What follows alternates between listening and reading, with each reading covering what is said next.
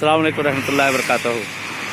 अल्हम्दुलिल्लाह इस वक्त बर्फ़ देख सकते हैं आप, बर्फ़ गिर रही है खूब कायदे से और अल्लाह की रहमत, अल्लाह की नेमत नाजिल हो रही है परवरदिगार की। आप लोग भी नज़ारा कर लीजिए और इंशाल्लाह दुआ भी है इस वक्त। बहरहाल जिस वक्त बर्फ़ गिरती है, बारिश होती है, जो दुआ की जाती है दुआ भी कबूल होती है।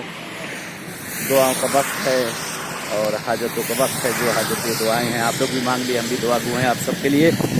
बहुत बर्फ़ माशाल्लाह, हर तरफ सफ़ेद ही सफ़ेद है। देख सकते हैं आप कितनी सफ़ेदी है, जिधर देखे दूर तक सब पूरा सफ़ेद ही सफ़ेद हो रहा है। ये अल्लाह की रहमत है, अल्लाह की नेमत।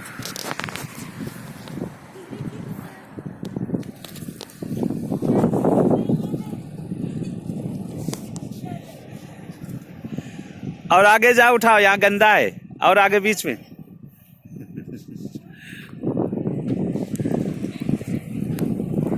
बहुत हर तरफ सफ़ेद। चले, ठंडक भी बहुत ज़्यादा हो रही है इंशाल्लाह की आँख भी नहीं खुल रही है।